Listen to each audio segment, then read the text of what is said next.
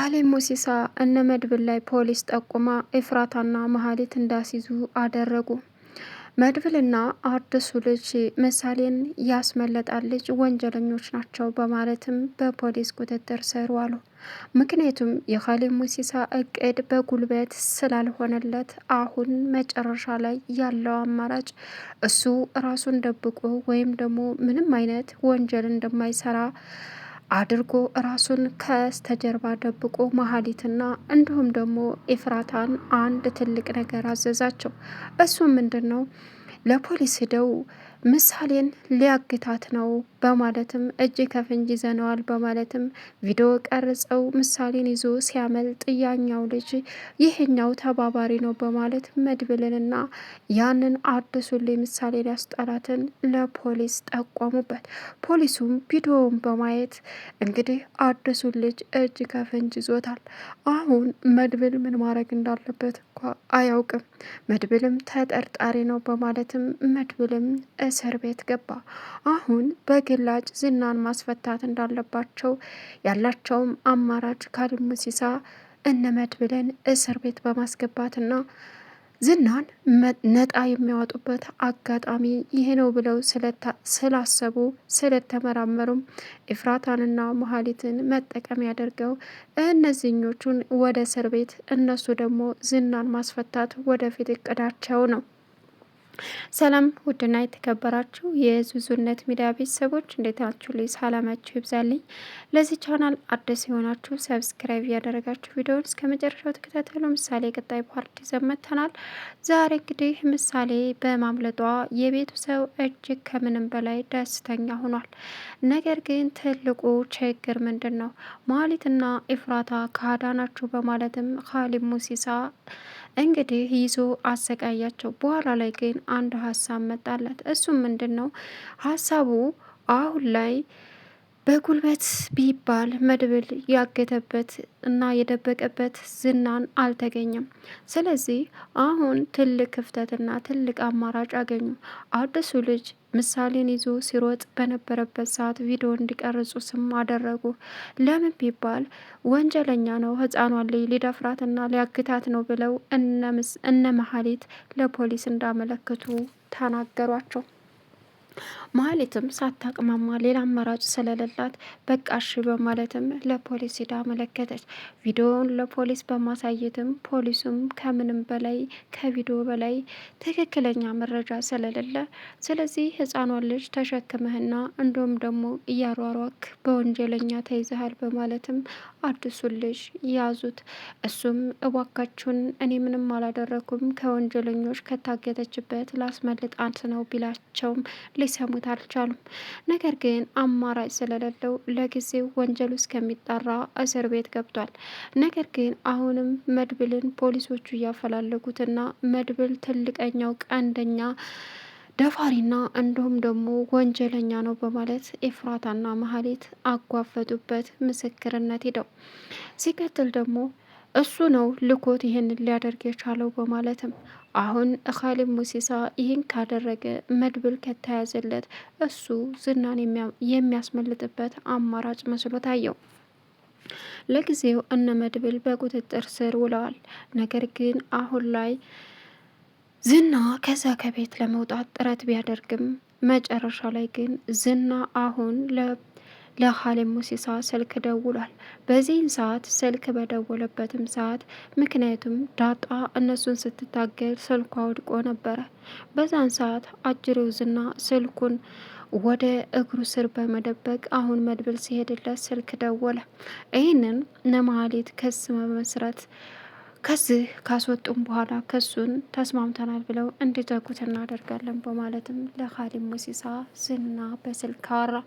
ይህን ጊዜ ምንም አማራጭ ስለሌላቸው እንግዲህ በሚገርም ሁኔታ አሁን ላይ እሱ ከመድብል እገታ ነጻ እንዲወጣም አደረጉት።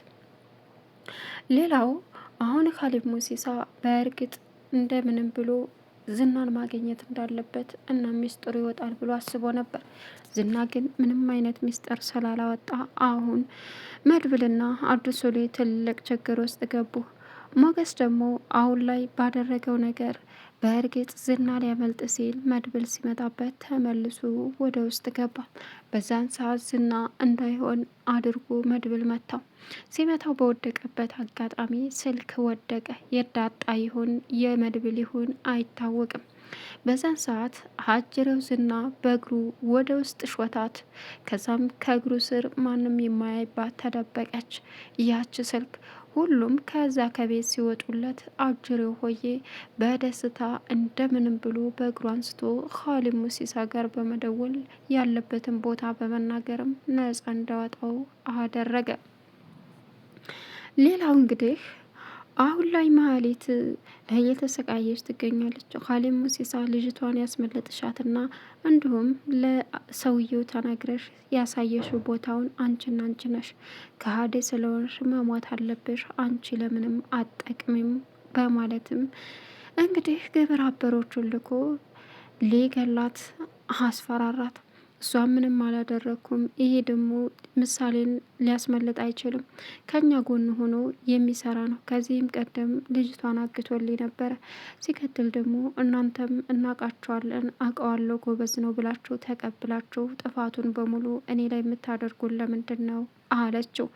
እሱም አየሽ፣ ጅልነትሽ፣ ደንቆሮነትሽ፣ ሙሀይብነትሽ፣ ሰው ማመንሽ ነው።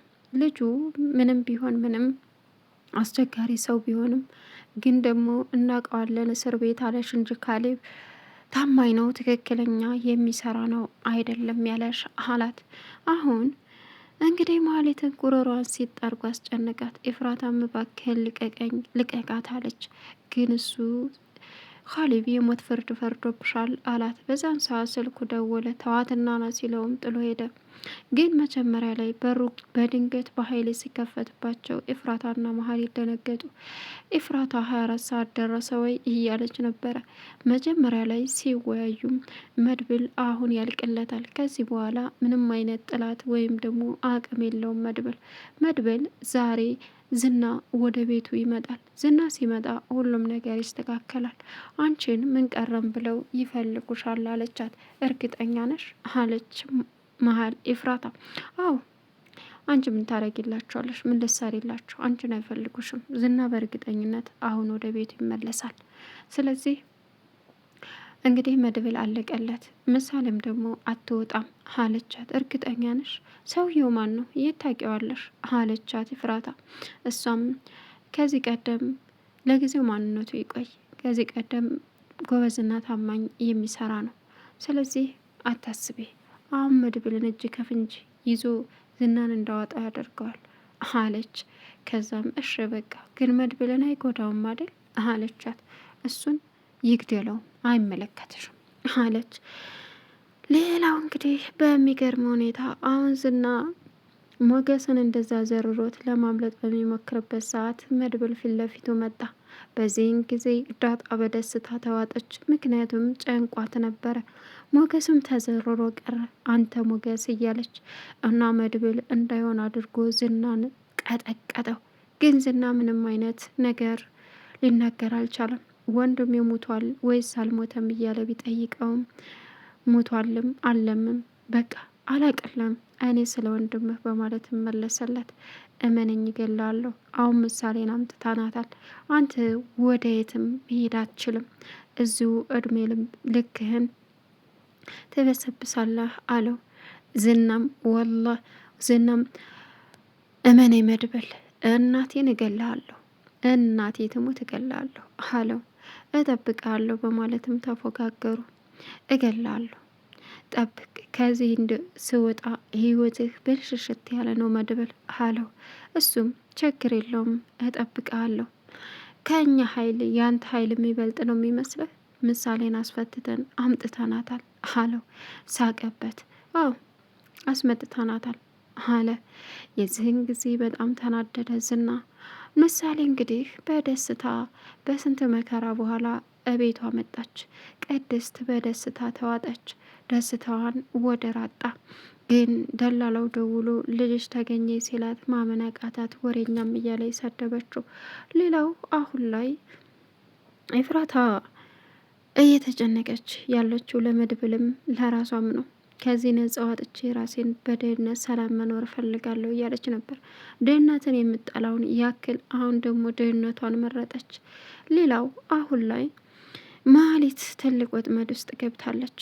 እናም ዳጣ እና ሞገስ በሰዓቱ ሞገስ አልነቃ ሲል መድብልን ምን አባህ አድርገው ነው እያለ መደብደብ ጀመረ። ምን አርጎን ነው ሲለው አትፍታው እያልኩት ፈቶ በአንድ እርግጫ ደበለለው። አንተ ሞገስ ተነስ አለችው። በአንድ እርግጫ ትወርቃለህ እንዴ? ከአንተን ይሻላለሁ አለች ዳጣ። እስኪ አትለፍልፊ ይዘሽ ውጭና የሚፈስበት በማለትም ይዟት ወጣ። አሁን ይዛው ወታ ምን ሆኖ ነው ግን መድብል እንደዚህ ደስተኛ የሆነው አላት። አላቅም እሱም እኔ ምንም አላቅም አለችው። እኔ ካንተ እሻላለሁ እንዴት በአንድ እርግጫ ትወድቃለህ? ምን ተፈጥሮ ነው ሲላትም አትፍታ እያልኩ ተው እያልኩ የንጅብ ፈተህ አምልቶ ሊወጣ ሲል ከዛ መድብል መጣ። ከዛ እኔ በዚህ ባጣና በቦክስ ደበደብኩት አለችው። እኮ አንቺ ዝና መተሽ አላት። አሁ እንዳሁን አርጌ መታወት አለችው። ሌላው እንግዲህ በሚገርም ሁኔታ አሁን ላይ ሉላና ሞገስ ጠበቃው ጋር ሄዱ። እናም ገንዘባቸውን ነጻ አውጥቶ ሊፈርምላቸውና ሊሰጣቸው ነበረ። ጠበቃው ሉላን ሲያት እጇን ጨብጦ ቀረ። ሉላም በድንጋጤ ጠበቃውን መመልከት ጀመረች። ጠበቃው የሉላን እጅ እንደጨበጠ ብዙ ሰዓታት ወሰደ። በዚህን ሰዓት ሉላ ደነገጠች፣ እጇን መወዝወዝ ጀመረች። ከዛም እሱም በትኩረት ማየት ጀመረ። ቀጠለችና ባለቤቴ ናት ስላለው ከዛም ሞገስ ፊቱ ቀይር አለ። ከዛ አማራጭ የላትም ሉላ የሞገስን አይን የሰውየውን አይን ማየት ጀመረች። ነገር ግን ምን አስቦ ነው? ሞገስ እንግዲህ በየሄደበት መመታትና ሚስቱን መቀማት ነው። አሁን ደግሞ ጠበቃው ቀምቶ ጉድ እንዳይሰራውና የመጨረሻ ሌላ ጥላት እንዳያፈራ እናስባለን። ቻናሉን ሰብስክራይብ እያደረጋችሁ መልካም ቆይታ